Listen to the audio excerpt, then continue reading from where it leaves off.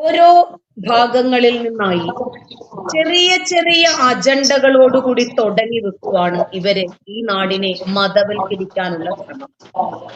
ഈ ശ്രമത്തിന്റെ ഭാഗമായിട്ടാണ് ഇപ്പോൾ നിർമ്മല കോളേജില് അവർക്ക് നമസ്കരിക്കാൻ ഒരു ഇടം വേണം എന്ന രൂപത്തിലുള്ള ആശയം ഉയർന്നു വരുന്നു. അത് പിന്നീട് പ്രതിഷേധമായി മാറുന്നു. ഇത് നമ്മൾ വിചാരിക്കും ഇവരെന്ത് പൊട്ടന്മാരാ, വെറുതെ ഒരു കാര്യവുമില്ലാതെ അല്ല, ഇവരുടെ കൂർമ്മ ബുദ്ധിയാണ് ഇതിന് പിന്നിൽ. ആദ്യം ഇങ്ങനെ നമസ്കരിക്കാൻ ഒരു ഇടം, ഇവർ ഒട്ടകത്തിന് ഇടം ചോദിക്കുന്നത് പോലെയാണ്. ആദ്യം നമസ്കരിക്കാൻ ഒഴിഞ്ഞു കിടക്കുന്ന ഒരു മുറി മതി. അത് കഴിയുമ്പോ ഇവർക്ക് ഹിജാബ് ധരിക്കണം. അത് കഴിയുമ്പോ വെള്ളിയാഴ്ച ദിവസം അവധി വേണം. അത് കഴിഞ്ഞാൽ പിന്നെ ഒരു മുസ്ലിം പ്രിൻസിപ്പളിനെ വേണം. പിന്നീട് അമുസ്ലിം കുട്ടികളെയൊക്കെ ഇവിടെ നിന്ന് മാറ്റിയാലോ. ഇങ്ങനെ ഇതേ അജണ്ട എല്ലാ ഇടങ്ങളിലും പയറ്റി തെളിഞ്ഞവരാണിവർ. ഒരു കരണത്തടിച്ചാൽ മറ്റേ കരണം കാണിച്ചു കൊടുക്കുന്ന ജർമ്മനിക്കാര് ഇവരെ രണ്ട് കൈയും കൂട്ടി സ്വീകരിച്ചിട്ട് ഇവർക്ക് വേണ്ടുന്ന എല്ലാ സൗകര്യങ്ങളും നൽകിയിട്ട് ഇപ്പോൾ ജർമ്മനിക്ക് തലവേദനയായി, അടിച്ചാൽ തിരിച്ചടിക്കാൻ അറിയാത്ത ജർമ്മനി ഇവരെ ഓരോരുത്തരായിട്ട് കിണ്ടിയെടുത്ത് വെളിയിലിടുക. അപ്പോ ഈ നിർമ്മല കോളേജിന്റെ ചുറ്റളവിൽ അനേകം പള്ളികളുണ്ട്. 3ഓളം പള്ളികളുണ്ട് എന്നാ സോഷ്യൽ മീഡിയയിൽ കാണാൻ പറ്റുന്നത്. ഈ പള്ളികളിൽ ഒന്നും ഇവർക്ക് നമസ്കരിക്കണ്ട. ഇവർക്ക് ക്രിസ്ത്യൻ മാനേജ്മെന്റ് സ്ഥാപനത്തിൽ തന്നെ വലിഞ്ഞു കയറി അവിടെ തന്നെ ഇവർക്ക് നമസ്കരിച്ചേ പറ്റൂ എന്ന് പറയുന്നതിന് പിന്നിൽ പല കാരണങ്ങളുമുണ്ട്. ഒന്ന് നമുക്കറിയാം, പൂഞ്ഞാർ വിഷയം. അവിടെ കുർബാന നടക്കുന്ന സമയത്ത് ആ പള്ളി അങ്കണത്തിൽ കയറി ബൈക്ക് റേസ് ചെയ്ത് ശബ്ദമുണ്ടാക്കി അവിടുത്തെ വൈദികനെ ഇടിച്ച് കൊല്ലാൻ ശ്രമിച്ച സംഭവത്തിൽ 1 2 ദിവസം ഏതോ മുക്കുന്നോ മൂലയിൽ നിന്നോ ഒക്കെ മാത്രം എന്തൊക്കെയോ പ്രതികരണങ്ങൾ ഉണ്ടായി. ഇതും അതുപോലെ തന്നെയാണ്. ആരാണ് ഈ വിഷയത്തിൽ ശക്തമായി പ്രതികരിക്കുന്നത്? ഇതിവർക്കറിയണം. മാറി നിന്ന് കാഴ്ചക്കാരായി വേട്ടക്കാര് കാണുന്നുണ്ട് ഇത്. ഈ വിഷയത്തിലെ പ്രതികരണം അറിഞ്ഞിട്ട് വേണം ഇനിയും ഇവർക്ക് അടുത്ത സ്റ്റെപ്പ് മുന്നോട്ട് വെക്കാൻ. ഞങ്ങൾ സമരം ചെയ്തില്ല എന്ന് പറഞ്ഞാല് ഒരു വിഭാഗം ആളുകൾ പറയുന്നുണ്ട്, ഞങ്ങളുടെ വിദ്യാർത്ഥി സംഘടന ഇതിനകത്ത് ഉണ്ടായിരുന്നില്ല, SFI എന്ന് വെറുതെ നിങ്ങൾ പേര് വലിച്ചഴക്കരുത്. ശരി, അവരില്ലെങ്കിൽ ഇല്ല, പോട്ടെ. ഇത്തരം പ്രവണതകളെ ഇവരെങ്ങനെയാണ് എതിർക്കേണ്ടത്? പള്ളിക്കുടങ്ങൾ 1000 വേണമെന്ന് പറഞ്ഞവർ, പള്ളികളല്ല വേണ്ട എന്ന് പറഞ്ഞിരുന്നവർ ഇന്ന് പള്ളിക്കുടത്തിനകത്ത് 1000 പള്ളികൾ വേണം എന്ന ആശയവുമായിട്ടാണ് രംഗത്ത് വന്നിരിക്കുന്നത്. ഇവരുടെ മതേതര കാഴ്ചപ്പാട് എന്താണ് എന്നും ഇവരുടെ മതപ്രീണനം എന്താണെന്നും അത് നിലനിർത്താൻ വേണ്ടി ഇവരെത്രമാത്രം കഷ്ടപ്പെടുന്നു എന്നും കേരളത്തിന്റെ മലയാളിക്കരയ്ക്ക് മനസ്സിലാക്കാൻ ഒരവസരമായിട്ടാണ് ഞാൻ ഇതിനെ കാണുന്നത്. ഇവർ തമ്മില് ലയനം നടന്നിട്ടുണ്ട്. ഹൈജാക്കി എന്ന് പറഞ്ഞാൽ മറ്റവർക്ക് ഇഷ്ടമില്ലാതെ ഇവര് കയറി ഹൈജാക്കി അല്ല, ഇവര് പരസ്പരം ഒരു ധാരണയിലെത്തിയിട്ടുണ്ട്.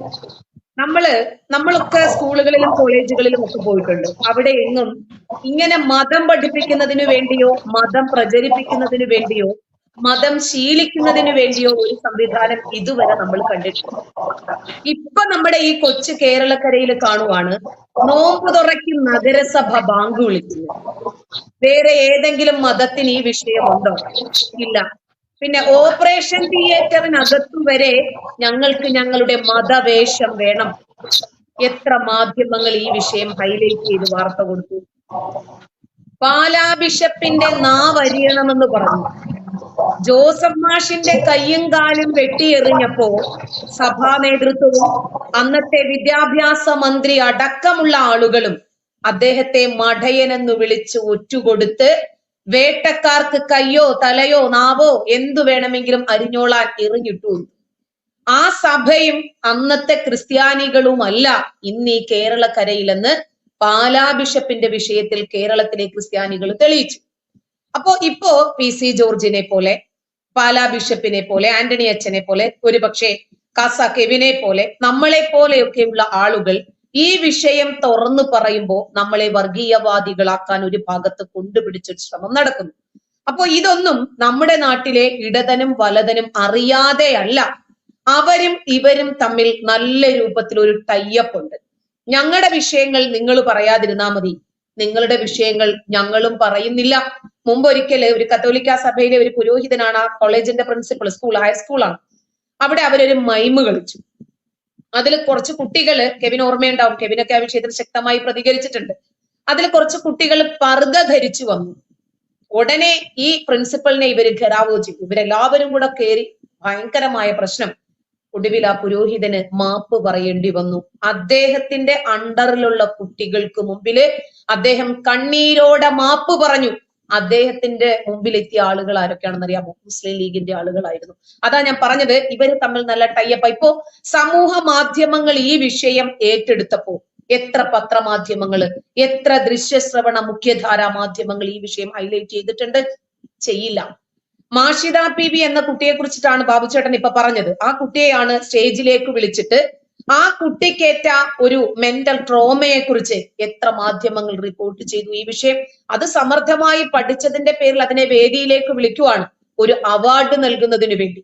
ഒടുവിൽ ആ കുട്ടിയെ നാണിപ്പിച്ച് ഈ നാട് മൊത്തം കേൾക്കത്തക്ക രൂപത്തിൽ അബ്ദുള്ള മുസ്ലിയാർ എന്ന് പറഞ്ഞ ബുദ്ധിക്ക് മണ്ടരി പ്രാപിച്ച ഒരു മനുഷ്യൻ ആ കുട്ടിയെ നാണം കെടുത്തി ഇറക്കി വിട്ടിട്ട് പോലും മുസ്ലിം നേതൃത്വം അനങ്ങിയിട്ടില്ല. കാരണം ഇവർക്ക് ഇങ്ങനെയേ സംസാരിക്കാൻ പറ്റൂ. ഇപ്പൊ ദാണ്ടെ SFI ഇതിൽ നിന്നും നിരുപാധികം ഒഴിഞ്ഞു നിൽക്കുന്നു.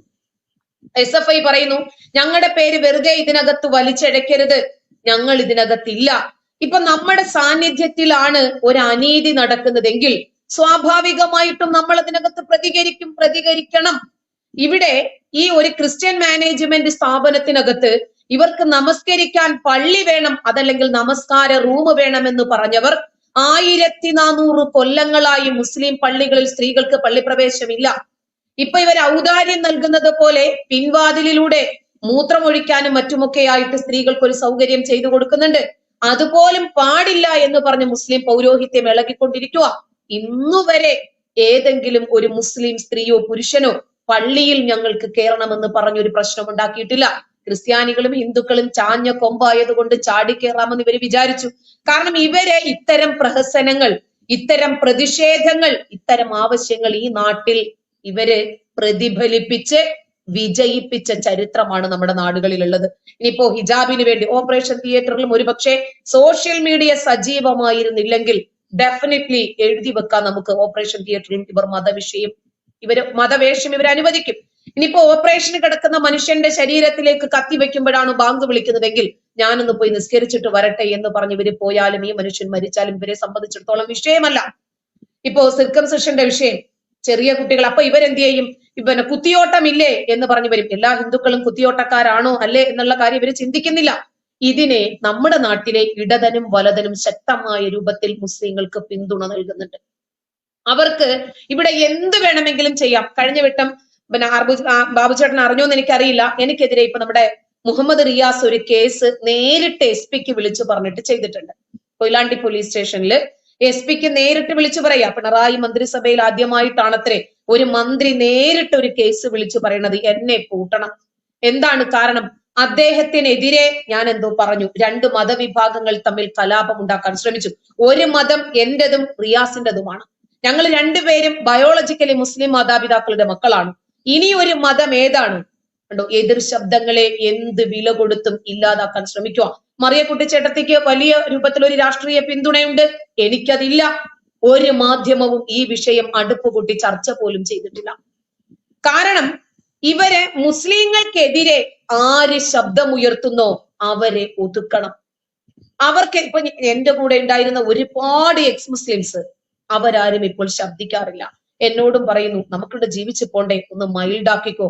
ഇത് ആര് വളം വെച്ച് കൊടുത്തിട്ടാ? നമ്മുടെ നാട്ടിലെ സെക്യുലർ പാർട്ടികളെ പറഞ്ഞാൽ മതി. എന്റെ അഭിപ്രായം അതാണ് കേട്ടോ.